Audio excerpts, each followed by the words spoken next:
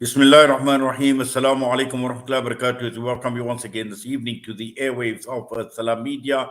Wednesday nights it is with myself, Inayat Wadi, on this Wednesday evening, the 16th of August. Now, today's date is extremely important. It is relevant because we are talking about 11 years ago, on the 16th of August, the tragic Marikana massacre had taken place. Now, this evening, we are focusing on reflecting on 11 years since Marikana and more importantly, extracting lessons, navigating the path to closure for a modern day tragedy. And it was a tragedy in more ways than one. It was a defining moment as well for South Africa, for the South African government, for the ANC led government, and for Cyril Ramaphosa in particular. And as Marikana is commemorated, we've seen that there are still many people who are skeptical with regard to Marikana. And in fact, some are actually saying that Cyril Ramaphosa still owes the victims a tragedy. It has left a massive scar in the lives of many, particularly the survivors of the miners who were massacred. But we've also seen some warnings come through from the likes of the ANC saying, don't use the Marikana massacre as a political point scoring exercise. Now, all this seems to be playing out in the background, and this is the reason why we are having this panel discussion this evening.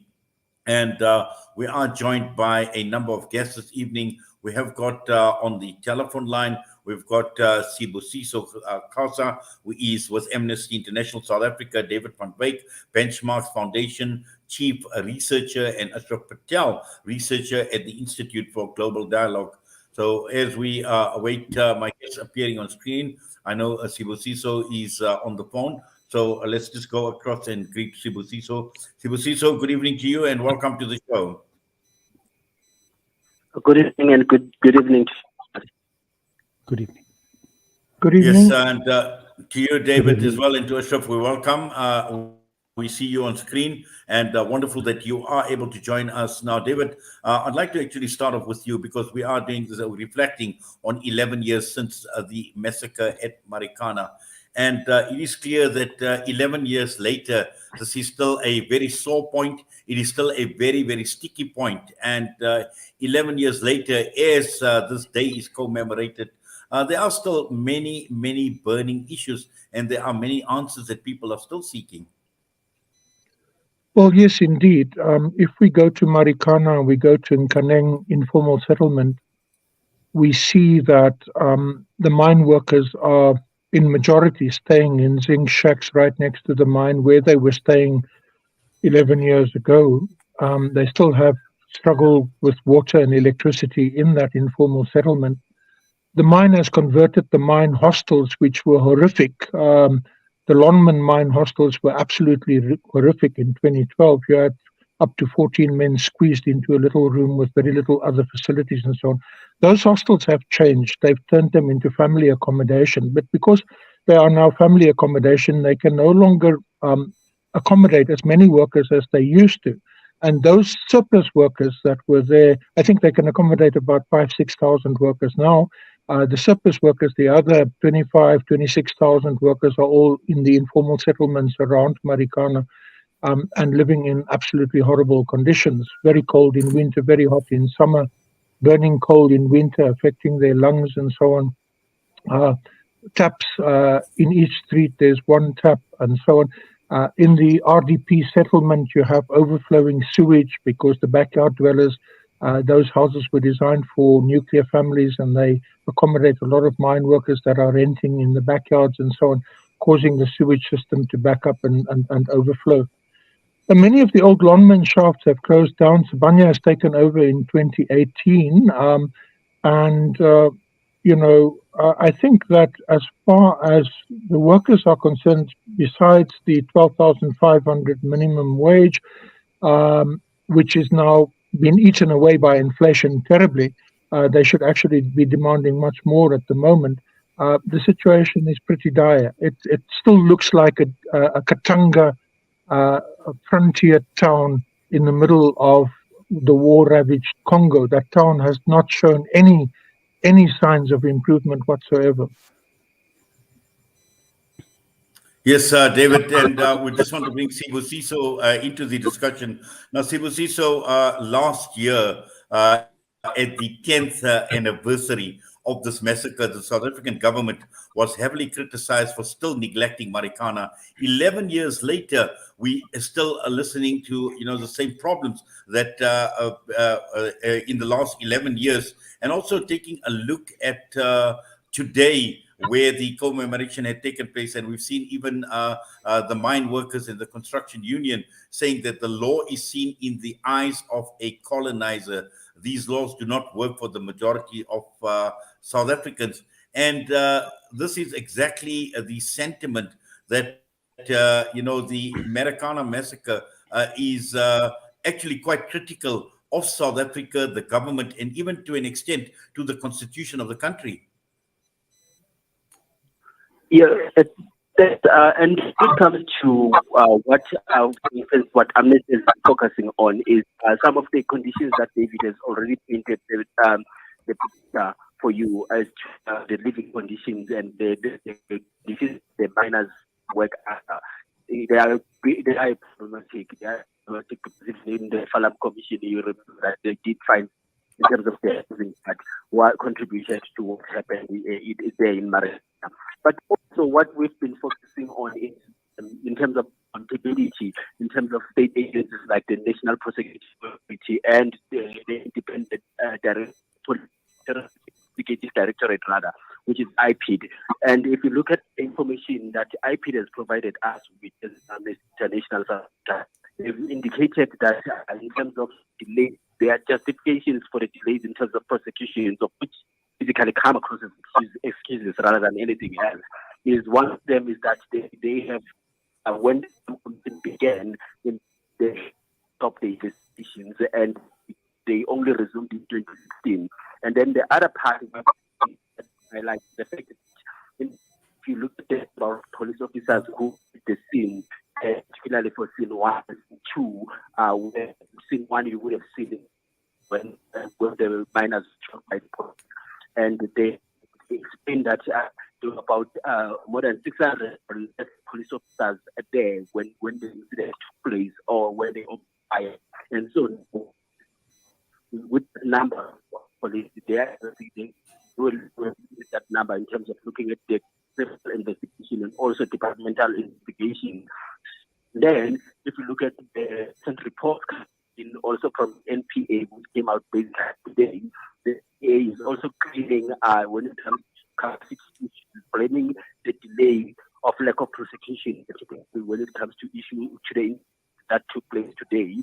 They are blaming it on the they blame capacity issues basically. They're saying that they didn't have enough staff to deal with these cases, and now you can understand as to why it has taken this long. Basically, it's just excuse coming in from this. Yes, thank you for that, Sibusiso. And I know we are obviously battling slightly to hear you. I think there is a bit of a disturbance, but if you could just move around slightly. But in the meanwhile, we're going to get to Ashraf Patel. Now, Ashraf, listening to both what David and Sibusiso have been saying, there are still a number of issues that still remain burning issues at this point in time. And just, overall, looking at it, whether we're looking at APID, whether we're looking at the NPA, or whether we're even looking at the government and the president in particular, because a lot of fingers have been pointed at President Cyril Ramaphosa in particular. Just your analysis, your assessment on the government and its response and its actually handling of the situation, which to all intents and purposes seems to be like a very, very poor show on the part of the government. Yes, Inayat, thank you, fellow panelists. Look, the assessment that many of the activists have made in the Marikana period and epoch was that some of the leading lights have characterized it as the day the ANC lost its soul. And I think that's a very apt comment. Because what it seems to point to is that well into its second decade of rule, the ANC and alliance system had become very comfortable with this model of ruling and winning elections, as well as, more importantly, uh, the empowerment model, as they call it, the BEE model. The poster child industry of the BEE model was mining. And if colleagues remember, in the mid 90s, when Cyril Ramaphosa left the political stage and was encouraged by President Mandela to enter big business, the concept of BEE as a kind of economic program for elite empowerment emerged. And therefore, you had the first wave of Jonix. Many of the main mining corporations then went on a spree to find BEE shareholders. And I think that process led to, over a period of time, to some of the most significant wealth accumulation by a new elite anywhere in the world. And so, yes, the BEE phenomena created contradictions, because you must remember, at the time in the global economy, there was a boom.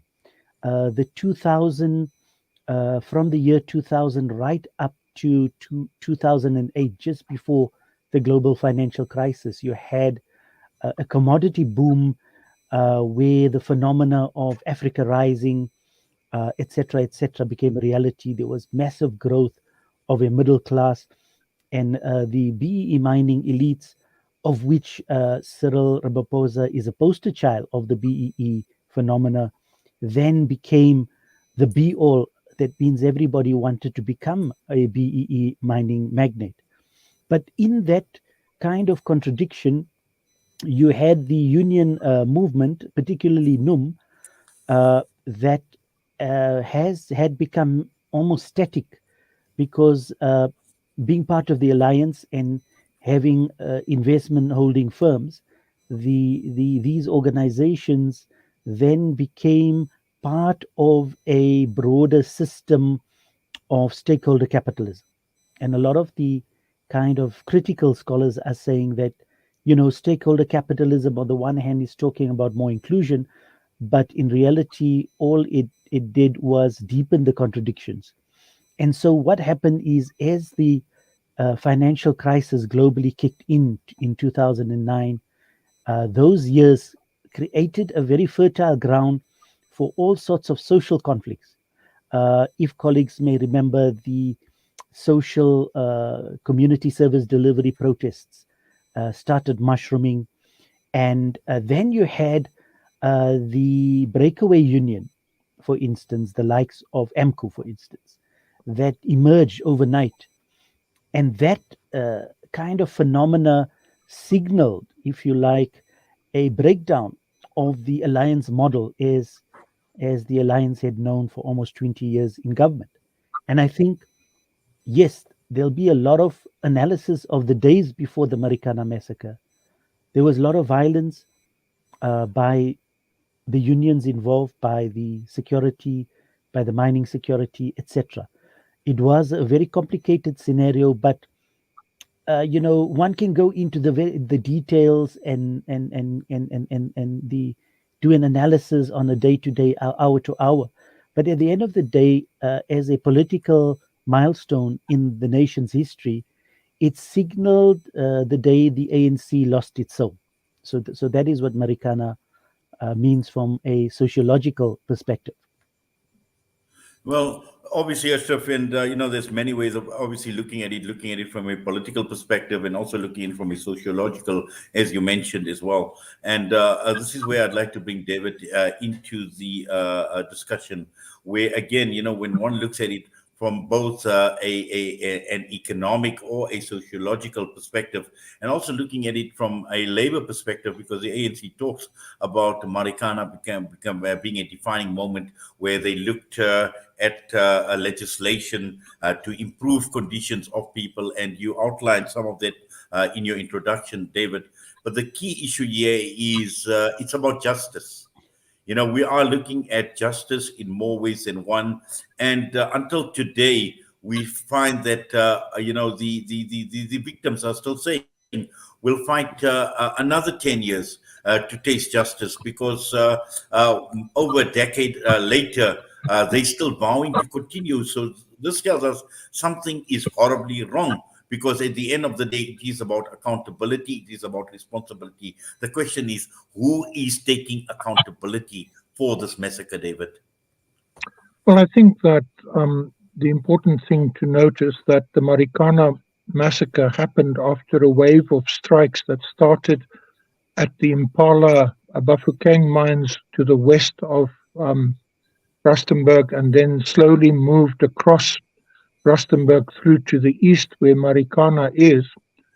And in the process of moving, people tend to forget that on the 3rd of August, or the first week of August, 3 mine workers were shot dead at Aquarius mine by mine security when they protested at the gate. And that was just swept under the carpet, and some 12 other mine workers were injured in that particular incident. Now, if we look at those mine workers, they were dismissed for participating in an illegal strike by a subcontractor, and the Aquarius mine had 75% of contracted labor, and that is exactly because subcontracted labor don't have trade union rights, and that's why Aquarius mine actually bragged about in its annual plans and its reports and so on about the fact that it had found a way of paralyzing the trade unions by just using subcontracted labor. But interestingly, Aquarius also bragged about the fact that its BE share ownership was largely held by women from the ANC Women's League, and it paraded that in all its reports and so on as well. And then it shot these workers, and that weaponized the situation. After that, workers armed themselves because they realized that mine security would be shooting at them. And the problem with mine security is that many of the people who run the security companies that are employed by the mines are actually ex-Kufut 32 Battalion, all the worst of the worst people who own these companies from the old Namibian-Angola war. And these people train their security personnel in warfare, counterinsurgency operation warfare, instead of training them in mine security. And so you see armored vehicles, you see machine guns, you see people who are ready to shoot at the shortest notice. And that then created the conflictual situation that led up to the actual massacre on the 12th of August, and a lot of people died in the week before in tit-for-tat killings between mine security and mine workers, the police and mine workers, and so on.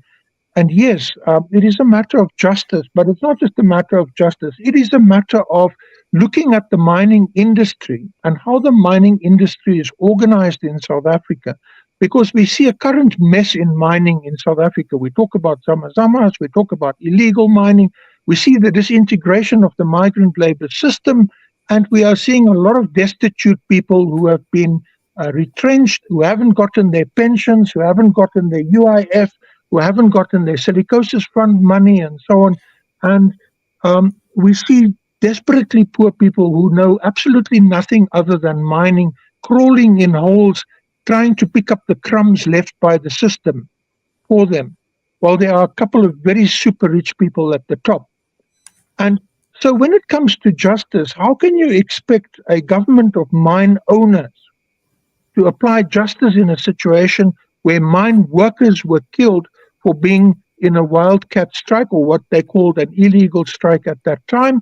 And it had very little to do with AMCU, only came in very much at the end. I looked at the presentation that Lonman made in London to its shareholders, and in there was a graph of union membership, and AMCU was hardly present until the massacre.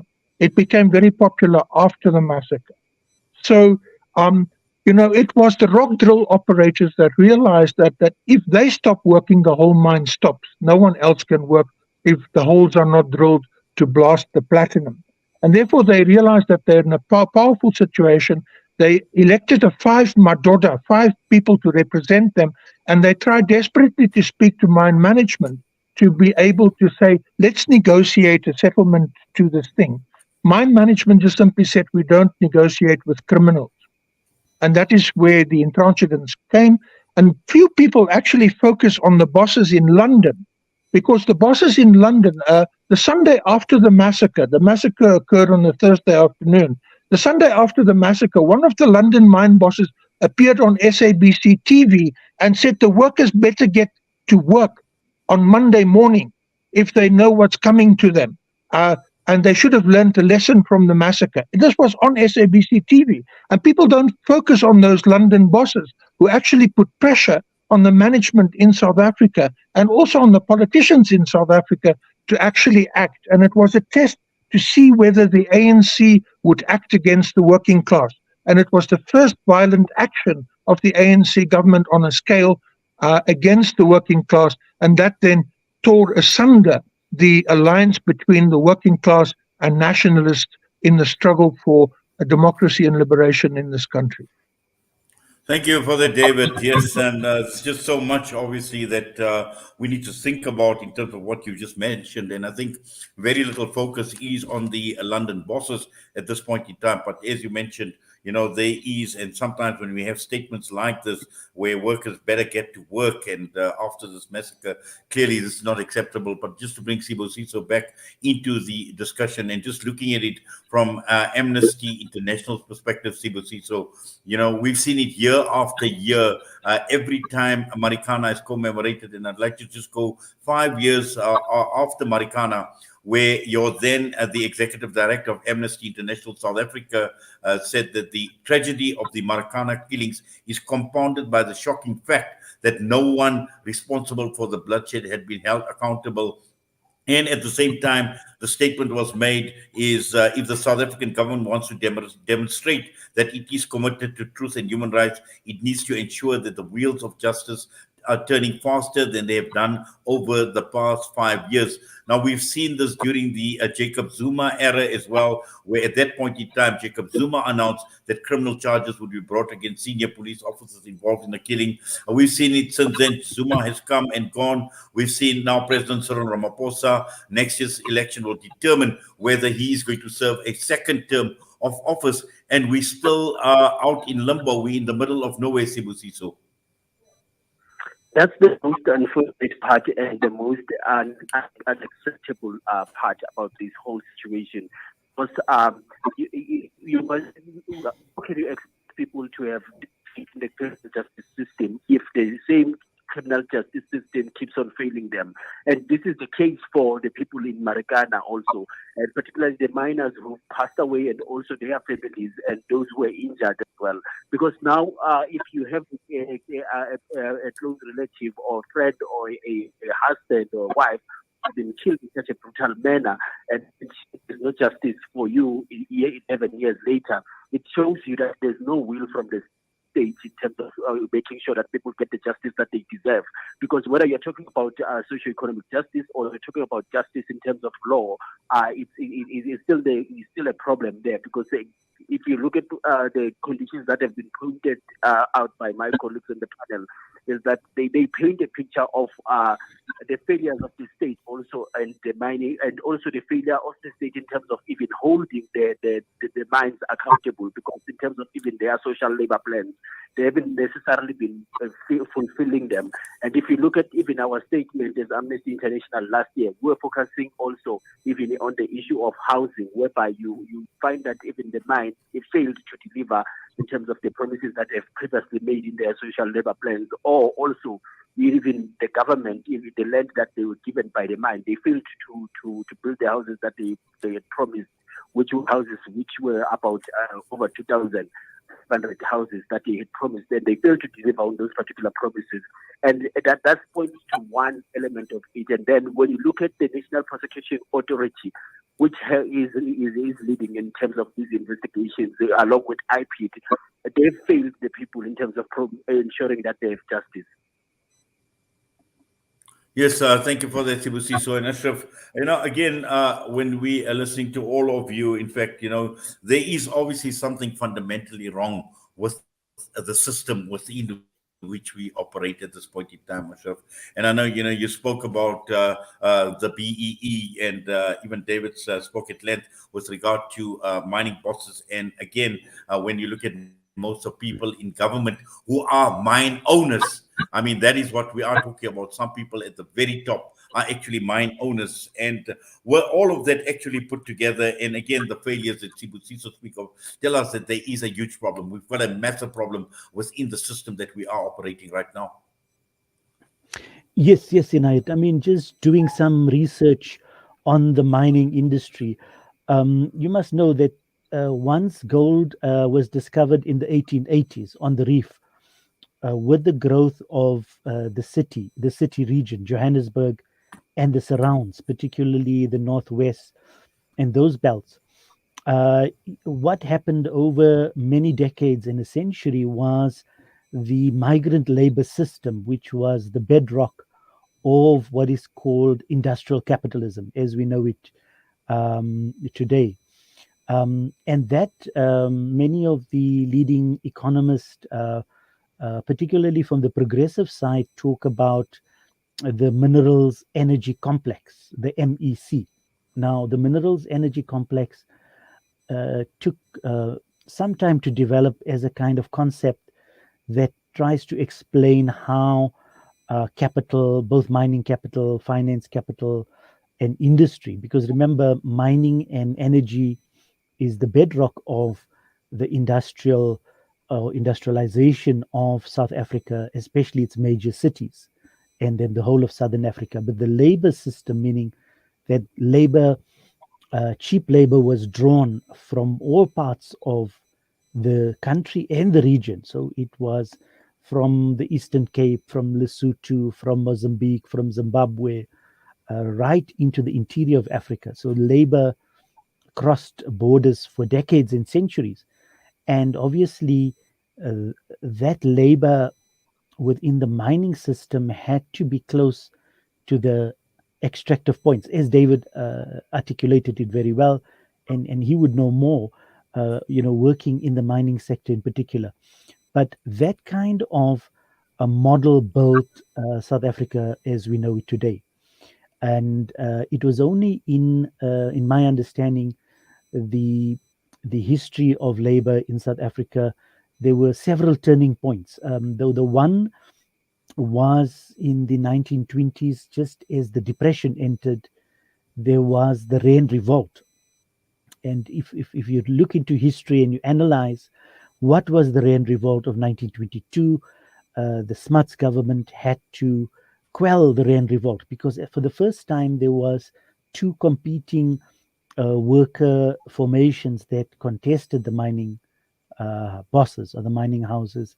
There was the organized white working class and the semi-organized black working class, both of whom had serious grievances with the mining bosses. But what took place over a period of time, it was a very violent strike. The state, under the Smuts government and backed by mining capital, had to crush the Rain Revolt, both the organized white workers and the black workers. So that kind of history created a trajectory of a two-tier labor system that went on for many decades, right up to, as I understand it, in the late 70s with the Wien Commission that finally gave black unions rights to organize. So the right to organize came after almost 7 decades of struggle. Only in the early 80s or the late 70s were the unions formally recognized by the system.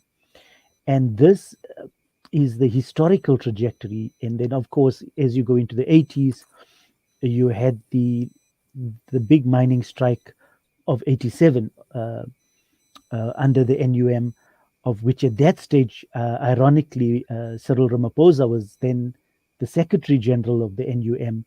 And that strike also lasted a long time. And in some ways, he managed to negotiate that kind of end to that strike, which could have been a turning point as well. So a lot of the social historians tell us that. So you had the big milestones being the 22 Rand revolt, the 70s when workers were given recognition, the 87 strike, and then comes the Marikana. So, each decade you're having these major raptures.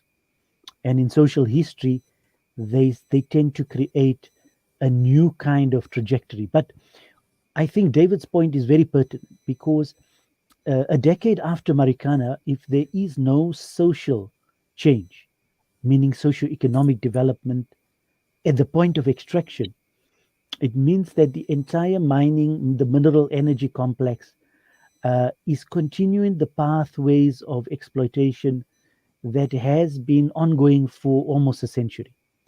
And that is the real tragedy of the story 10 years after Marikana, that the government and the elite, or the elite pact between government and capital and organized labor, has not managed to chart a sustainable path away from this very exploitative model. So and it's right. I mean, if you were just to take a drive to the northwest, to Sun City, for instance, and you just drive on not the main highway, not the Platinum Highway, but you take the side road, and honestly, for almost 60 kilometers is informal settlements, and all of those, or most of those, are drawn from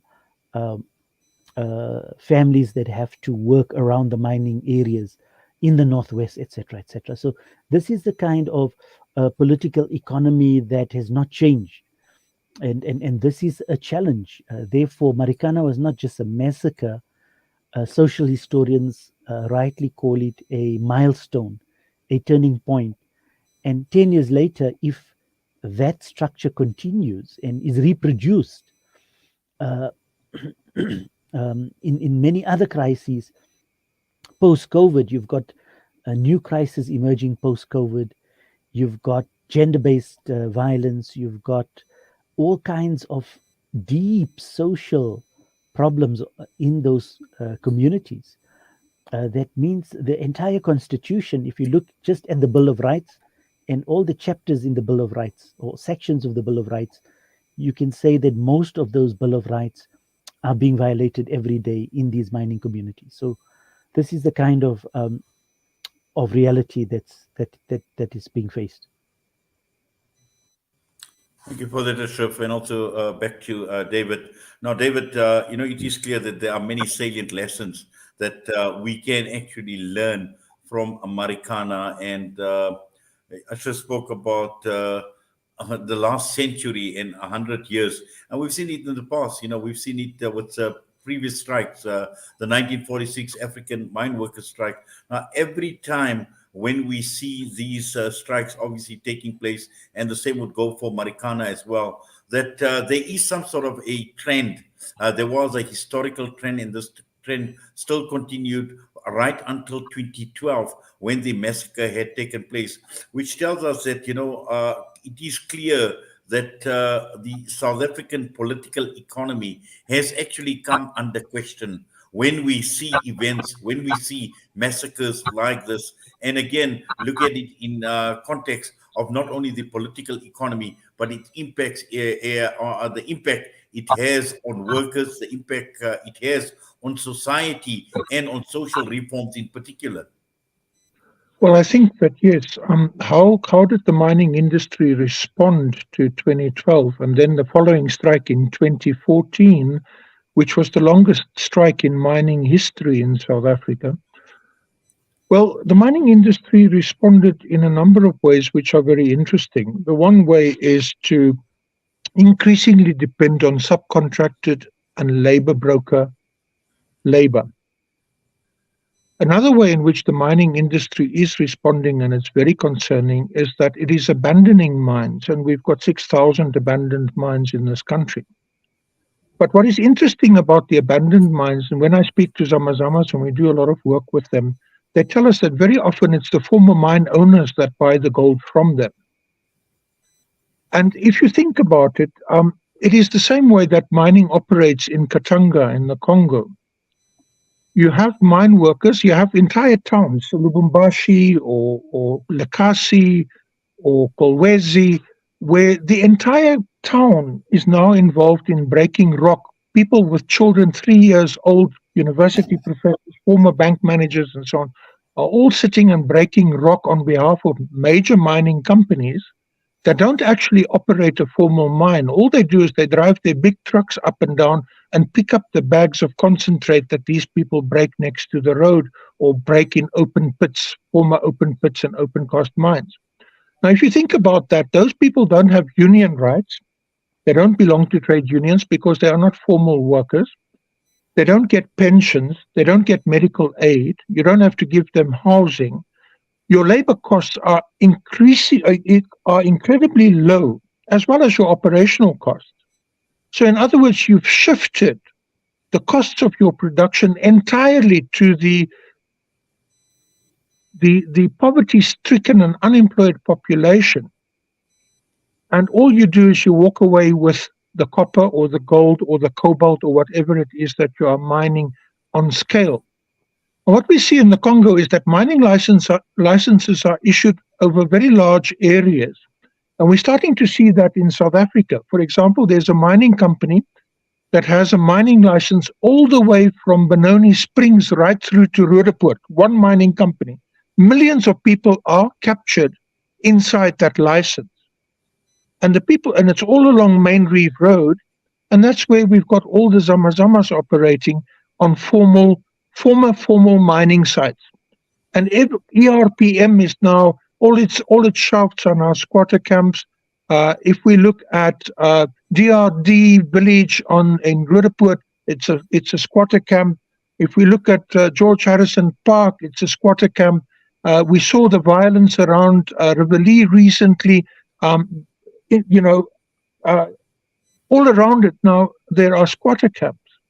And these are people who have got no labor rights. They go into these mines often at the barrel of a gun. We've got people doing research in Lesotho now, the labor sending areas in Lesotho, and we are asking people, why are you going back to the mines when the mines have closed? Well, the people there tell us because Lesotho could never develop because its labor force was always sitting in South Africa for 130 years. But besides that, a lot of the mine workers got retrenched. They never got their pensions. They never got their UIF. They never got their silicosis fund money and so on. So they're desperately poor, and they come back to do just the thing that they've always been doing, and that's to go underground. But now there are guys with guns in syndicates who take the gold off them as soon as they come up above ground. And everyone wants to attack and arrest the poor guys that are underground, but no one wants to look at the corrupt police officers, the corrupt government officials, and so on above ground that are taking the gold off these guys and taking it into the formal system and circulating it within that system. And so what we are seeing in South Africa is we are becoming like the DRC's Katanga province, because mining is not properly regulated, mining is not properly managed. And the other reason for this is that minerals are not sustainable. You can't plant gold and new gold will come up. It's not renewable. And so as mining is in decline and mines shut down, they're no longer profitable to mine, big mining companies simply walk away from their responsibilities, or they sell their responsibilities to smaller mining companies who are incapable of doing the necessary rehabilitation and so on. If you look at Marikana today, most of those Lonmin shafts are not operating anymore. Sibanye bought Marikana so that it could get the smelter and the processing plants and so on. It's not really interested in the shafts. There's not much gold left in the shaft, as you could see in 2012 already in the presentation that they made to their shareholders in London. So we are really, really moving into very dangerous territory here of urban decay, urban breakdown, and absolute exploitation of ordinary people in this country. Yes. And just to bring Sibusiso back into the discussion, Sibusiso, what do you make? And I know Amnesty International has made a statement talking about the culture of impunity in South Africa. And you spoke at length about the lack of prosecution and the likes of IPID, the NPA, and also the government. But a major event like this, and where we adopt this culture of impunity in South Africa, just your comments, Sibusiso. So in terms of the culture of impunity, it's not only on this particular event when it comes to the killings that took place in Marikana. You also see this culture of impunity in when it comes to other issues that are taking place in society, including like your xenophobic attacks. Because what you would see is that people would commit those particular acts without any in community. When they kill someone, there would be no accountability for that. And also, you would find that sometimes, obviously, if it's the who are involved, who are sort of the ones who are behind the investigation, you find that in most cases, like there's lack of evidence. And if you're talking about Marikana in particular, if you look at the acquittal that took place in 2021, okay, the fact that some of the 4 officers that were charged in terms of in terms of like things like defeating the justice acquitted, that points to the fact that the state couldn't prove that met, and you would want what are the reasons behind it. That all of and I will be investigating this wasn't do a proper job in terms of the investigation. And now it also it continues now with the fact that there is no one who has been prosecuted for the events that took place on this particular day in 2012. So this is a wider problem as South Africa in terms of particularly the fact that even now many people, some of them, if you can talk to them, have like in terms of like the police themselves. So it points to the fact that it's not only about Marikana, but it's a wider problem that creates that culture of impunity. If they were to talk about general crime in South Africa, you'd find that the reason why it's also so rampant is the fact that people are not held accountable due to the fact that it is failing in its obligations in terms of making sure that there are prosecutions, convictions, and sentencing. And so if the criminal justice system hasn't acted as a deterrent, therefore you are most likely to see this occurring. And if, when it comes to IP, the fact that when they do the investigation and they are not seen as independent because they still report to the prime minister, that's another issue that you can look at. Thank you for that, Sibusiso. Ashraf, just looking at the government, looking at the ANC government in particular. Now, we've seen statements at this 11th anniversary where the ANC has now issued condemnation saying that people should not, a warning people not to use the Marikana tragedy as a political tool. They call it insensitive, they call it opportunistic populism, deliberate peddling of misinformation about the tragedy, and all of it saying that it is done at the expense of healing and national unity in a desperate attempt to gain political mileage. Now, is the ANC considering that this is the government, this was the government in power 11 years ago? This was a time when President Cyril Ramaphosa was still around, and obviously he's a lot of fingers that are pointed at him. Is the ANC in a position to condemn and also issue these type of warnings about using this tragedy as a political tool? Look, that's an interesting question, and you must remember that we are entering an election year within the year. So by next year, there's an election, and ruling parties across the continent would always try and minimize their major weaknesses. But the reality is, Marikana is beyond the political party kind of debate.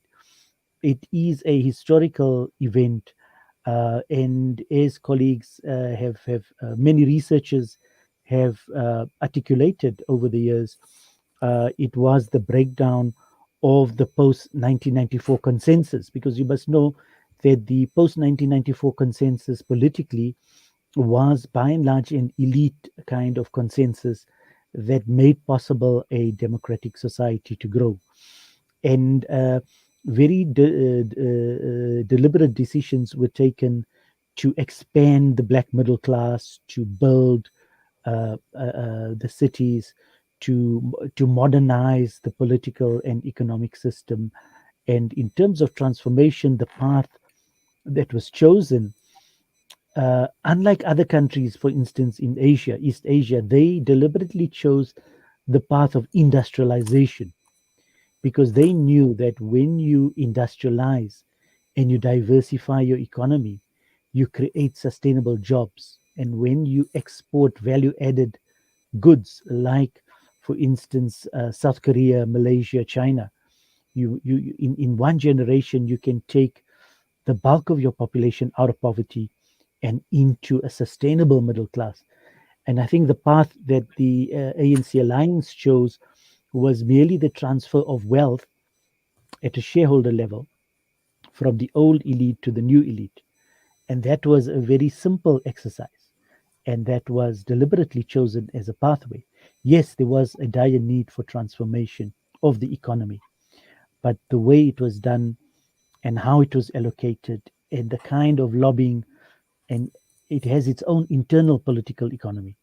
Now, for any political party to abuse the Marikana for its own purposes is not ethical, because it was a major pain, and the suffering were ordinary people. But one cannot then say that as a ruling party, one should suppress any kind of discussion on it, because then it's a throwback to the old days of the National Party, where when there was discussions on, let's say, June 76, this is exactly what the National Party used to do in the 80s, and say, minimize the kind of June 1976, because we don't want to inflame the country, etc., etc., etc. And again, we're seeing a similar tactic from the ANC a decade later. So it shows the complete lack of imagination by the ruling party at this point in time in not addressing, because they had a decade post Marikana to chart a new sustainable path, new socio-economic compacts, away from the mineral energy complex.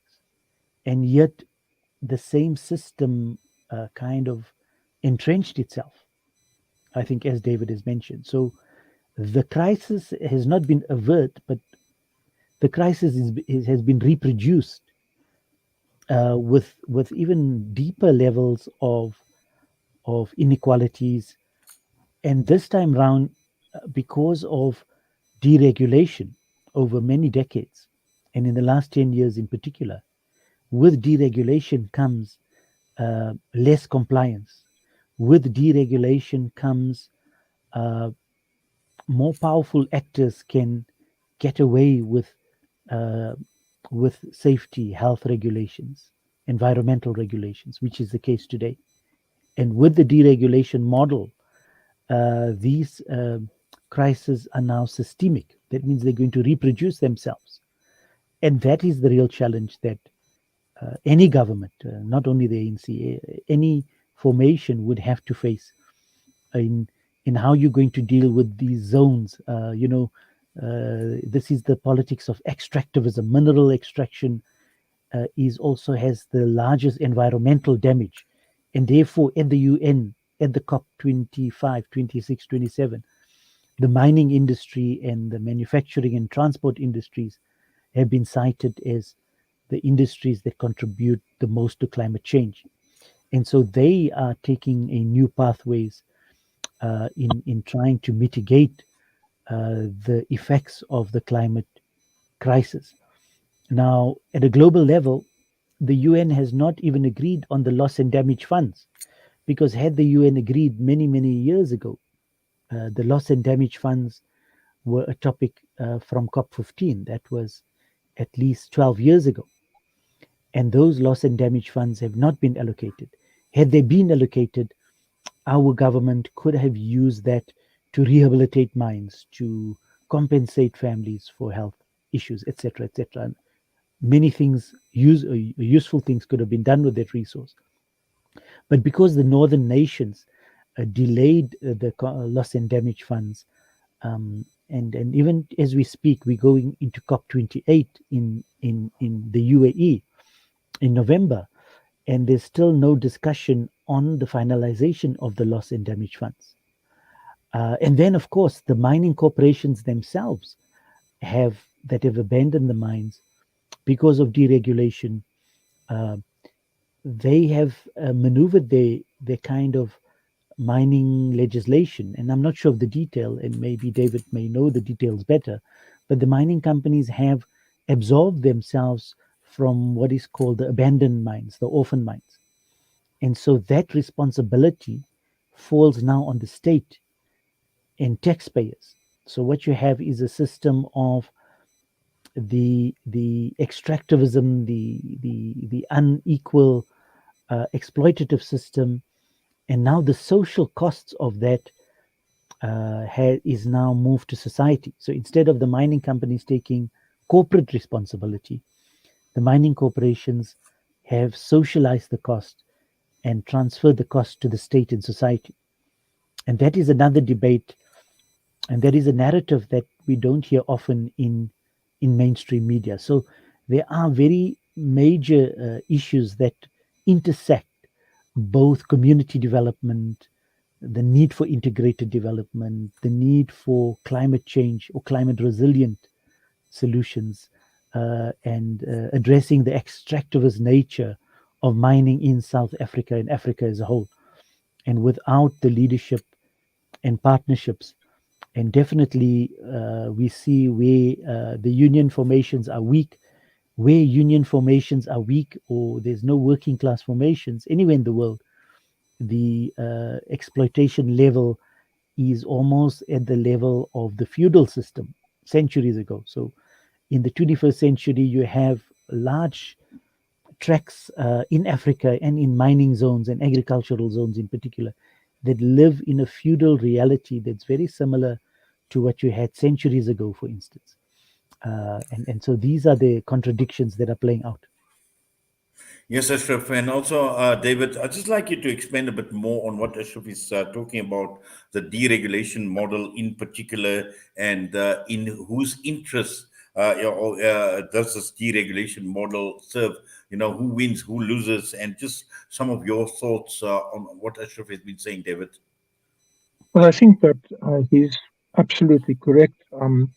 Mining companies, the extractivist corporations are absolutely expert at socializing costs, externalizing their costs, and privatizing profits, privatizing the income, avoiding paying taxes, and so on. The United Nations 2 or 3 years ago calculated that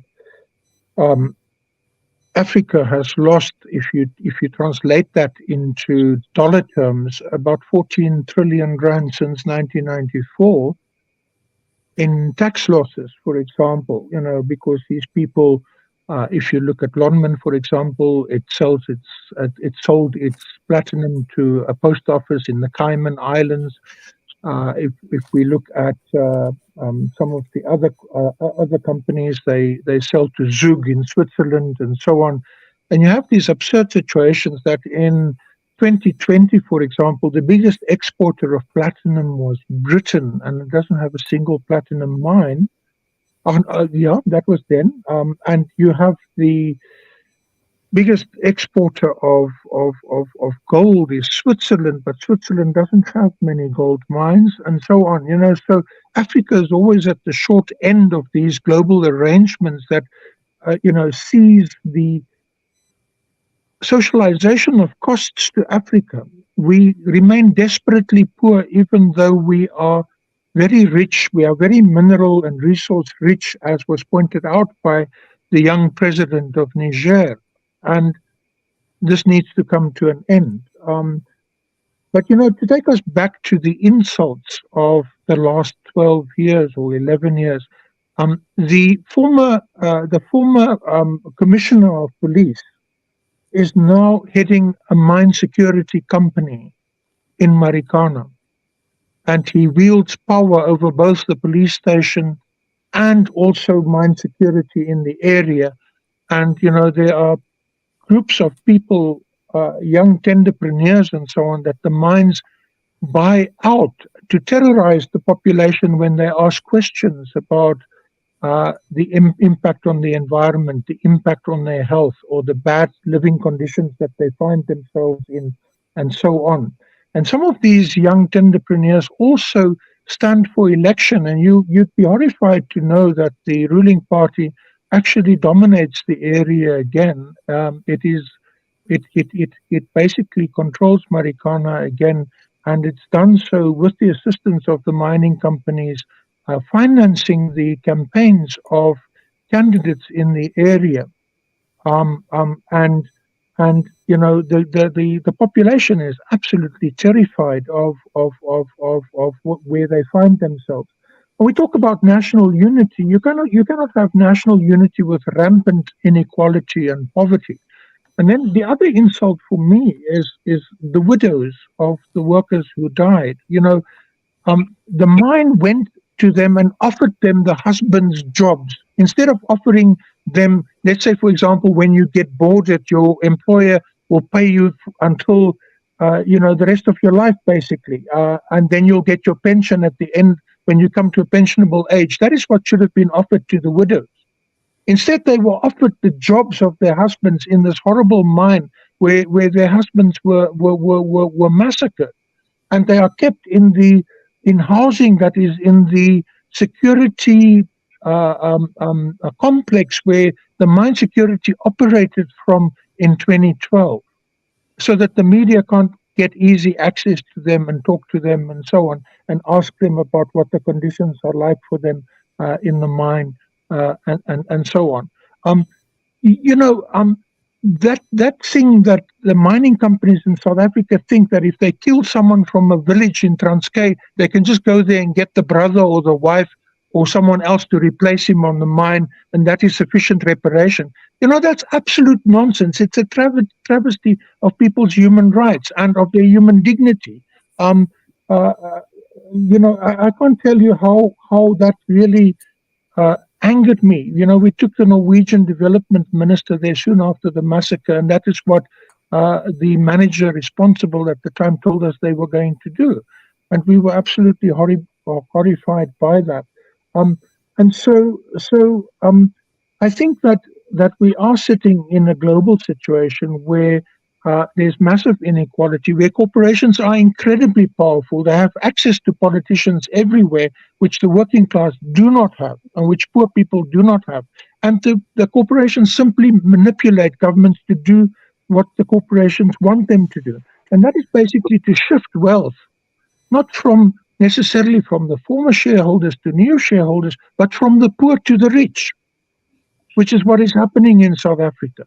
If you look at the levels of poverty in this country, the levels of unemployment, and the rampant inequality that we are having here, there's been a clear shift of what little wealth there was amongst poor people to facilitate the accommodation of a new elite in a non-racial ruling class, whereas the rest of society is still divided along apartheid lines.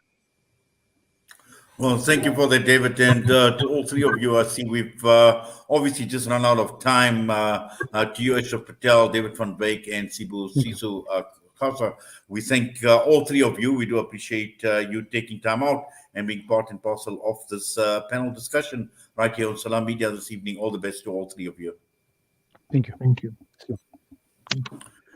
Well, that brings us to the end of part one of this evening's broadcast, and Marikana 11 years later, and just looking at some of the tweets that have come through talking about South Africa being the most unequal society in the world. And this came through from the AMCO president, who said that the constitution needs to be amended as it still favors a certain group of people. And he was speaking at the commemoration of the Marikana massacre. And again, a lot has been said about victims that have still not found closure. 11 years later, we've seen the Workers' and Socialist Party saying that the ANC went on to elect Cyril Ramaphosa as its then deputy president, despite his role in the Marikana massacre. Now, this says a lot about the party's character, and still there has been just so much being said with regards to people, and obviously still seeking justice, not even an apology. In fact, something Cyril Ramaphosa still owes us an apology. It's left a massive scar in their lives as well. And so all of these sentiments still coming through 11 years down the line. And this clearly tells us that this entire system within which we operate is fundamentally flawed, and there is definitely a problem, considering the fact, and Amnesty International also clarified this issue, the whole issue surrounding justice for the victims, and that justice still hasn't been served as well. So a lot, and I'm sure 12 years down the line, next year, possibly, if we're still around on the 16th of August, if we are commemorating, hopefully we will not be revisiting the same issues over and over again. The time is just gone 8 p.m. We're going to go for a break. And when we come back, we are going to be focusing on 40 years of the UDF. And I think many of you will recall the UDF, particularly in the heydays of apartheid. So we're going to go for a quick break. We'll be back.